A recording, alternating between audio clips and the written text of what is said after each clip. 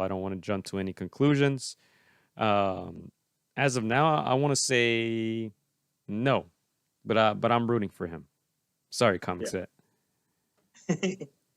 Yeah, and yeah, like you said, obviously Charlo has all the belts undisputed, but it wouldn't be surprising if he starts relinquishing one here, another one there, jumps up a division, and then it becomes available. So I agree. I don't think Danny at this moment can get a belt, but if it's somehow, if they get spread out like Thanos' reigns and one happens to land on, I don't know, a Lubin, who knows, man? Who's a guy that you would want him tested against? Maybe somebody around that same size. Like you said, he did not fight a true 154. Who's the one guy at 154? Of course, it's not going to be a title match as of yet, but who would you like him fight against? Well, he mentioned Keith Thurman and he mentioned Anisline Lara at 155. So I'm not sure if the goal is to stay at 154 and fight real 154 pound fighters, but there are a couple guys, the J. Rock Williams of the world, even Hurd was there. Hurd was there in attendance.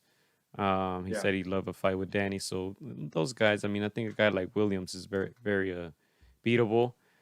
Yeah, I agree that just because Charlo has all the belts now doesn't mean he's gonna have those for forever. We've seen Josh Taylor little by little start vacating his belts. So we'll see. But like I said, I'm kind of rooting for Danny. I don't know. I think he's taken a lot of risks in his career, and I think we should celebrate that, kind of like Sean Porter, you know. Yeah. But I completely agree. He's been in there with Errol Spence. You just mentioned Sean Porter.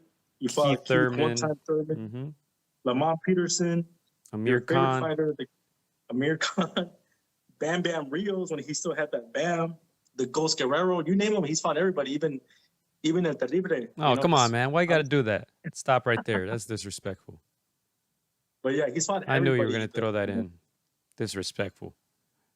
He's come up short. He's come up short against the very best, but just the fact that he fought the very best, it has to be commendable. We see a bunch of guys that don't fight the very best, and you know who we're talking about. But yeah, he's not beating Danny, a guy like Castaño. I'll tell you that. On volume alone, I said he's not beating a guy like Castaño. Yeah, I agree, but I mean, Brian Castaño's not that much bigger than him. I mean, height wise. I didn't say anything about weight. I'm just saying he's not beating Castaño. Man, I don't know, man. Castaño, when you lose a fight like that, sometimes it takes away some. I don't know. I've never lost a fight. I would say Castaño and Danny are a little bit closer than what people think, man. Obviously, I would still favor Castaño, but hey, that's a good match. You don't like that? You don't like that matchup for Danny? I like it, but yeah, I just don't think Jose Benavidez was the challenge that he needed. Obviously, comeback fight. I mean, if they fight 100 times, he might win 98 times, in my opinion. Jose Benavidez, he showed some good boxing at moments. This was a majority decision. One judge had it a draw. I thought it was closer than what the Showtime commentators and unofficial judges, how they were scoring it. I think Benavidez at times was able to control the action with the jab, and especially Danny not being a volume puncher. I do think Benavidez was able to steal some of those rounds.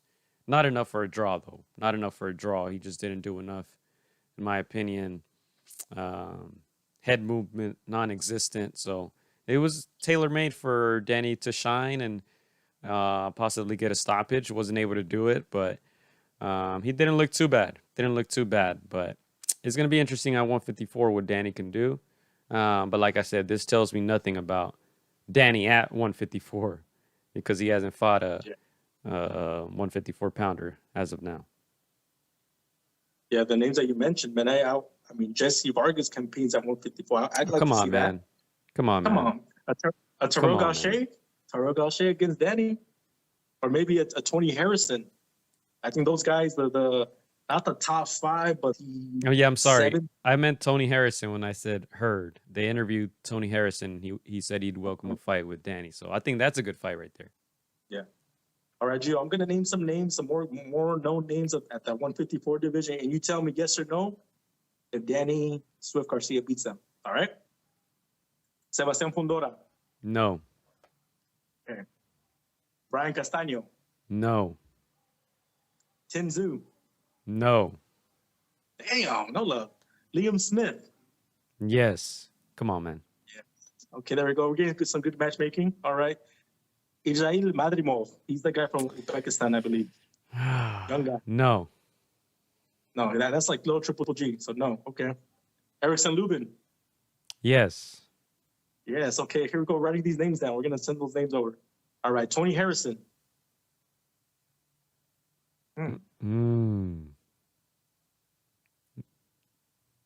I'll say yes, but not very confident in that one. All right. That's like a 50-50 fight. All right. Two more names. Jesse Vargas. Come on, man. KO. If you want a KO, fight Jesse. There you go. All right, man. We're sending all these suggestions to his management team. And final, Terrell Gaucher, the man that just lost to Tim Tszyu. Yes. That's a yes? Yes. All right, there we go. I mean, see, there's some winnable names there. We'll see if Danny can, work off of the ones that he said yes, and if he can work his way up to the ones you said no. I will give him a little bit more credit. I think he could take some of those no's that you said, but not just yet. He's gonna have to, get some experience at 154. All them dudes would beat him, says Clyde. His power is just closing his eyes and swinging widely. He has no wins against top fighters in their prime. Big Bro says, yup, he left 47 because he ran out of people to lose to there. It says, no to all of them. Why spend so much time on this? And then Sean says, Broner versus Garcia. Interesting. Nice. All right, just real quickly, go through those names and you tell us yes or no. All right, let's see.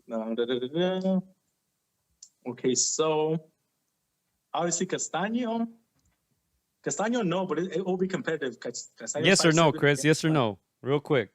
No. Fundora, no. Tim Tszyu, no. Liam Smith, yes. Israel Madrimov, yes. I think he's too inexperienced. Lubin, I would say yes. 50-50 fight though. Tony Harrison, yes. I would favor Danny over Harrison. Jesse Vargas, hell yes. Easy money. Terrell Gaucher, I'd say no. I think Gaucher would just try to box him to a decision. And I think that's it. So I would favor closer to the ones you said, Gio. Yeah. And I would say that Castaño would be closer, but Castaño would edge. Oh, come on, man. Hey, he's 5'7", man. He's 5'7". Then he's 5'8", 5'8.5". Solid. An inch and a half cancels everything else out. Interesting.